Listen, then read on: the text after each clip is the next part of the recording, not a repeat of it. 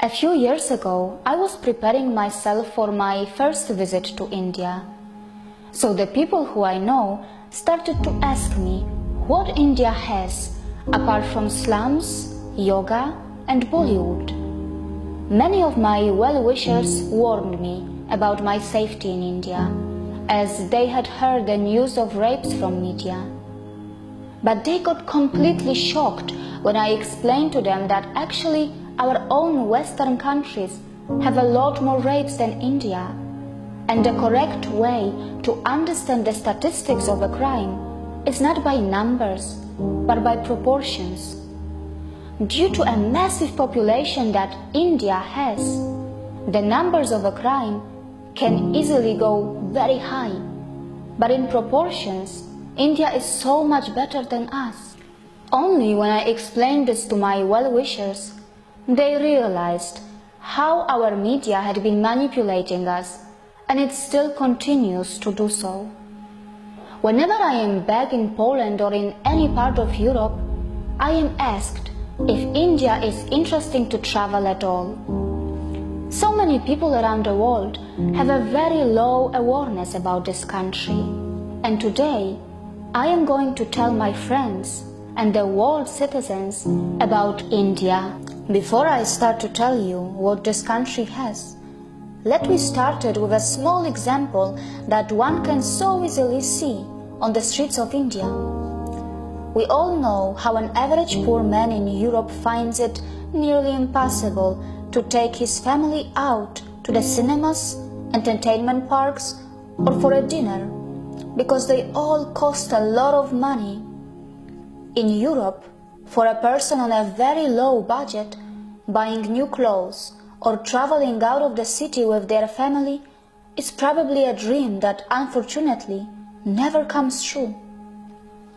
The truth is that for most of the people in Europe who have less money, eating out is mostly restricted to kebabs or just buying a bread from a supermarket, because the lifestyle in Europe is such that there are just not too many options for a poor.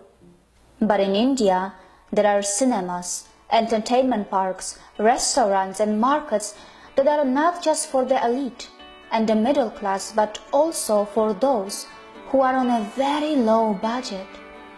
In India, a poor can also buy new clothes or gifts for his loved ones, because there are so many affordable markets that are well within their reach.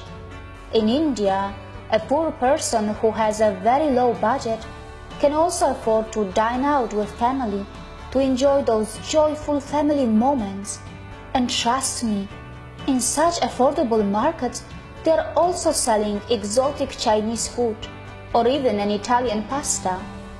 How many poors in Europe can afford exotic multi-cuisine meals or a travel within their country in trains or buses? In India, there are just so many types of options and lifestyles which come in all kinds of budgets. A full meal starts from 10 rupees and can go as high as anywhere else in the world. There are multiple price categories in buses, trains, its cinemas, and in everything else to suit everybody's budget. And just to let you know, all these businesses make profits too. The super low cost and affordable markets of India are also visited by the middle class people, and many times even the richest, because they got a good bargain or they just love the atmosphere of such places that are so full of life and energy.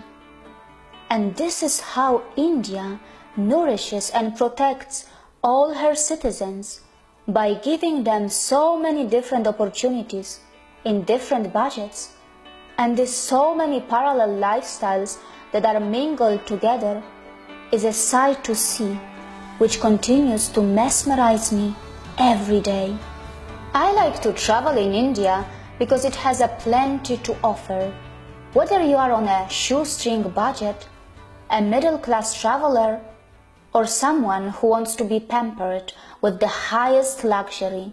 Whether you are a tourist, a professional, a spirituality seeker, or someone who wants to be benefited by India's medical tourism, this country welcomes everyone without any prejudice, from its salt flats to its rainforest, from its pristine islands to its volcanoes, from its cold desert of Ladakh to its great Thar desert of Rajasthan and Gujarat, from its rich jungle safaris to its mysterious ancient tribes who continue their story even today. India can literally overwhelm you.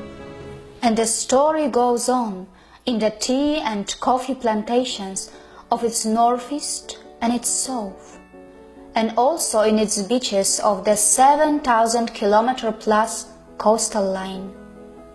Feel the intensity of the famous Chadar trek in the mighty Himalayas, or see how the life manifests in the freezing temperatures of Tawang, or simply admire its hundreds of waterfalls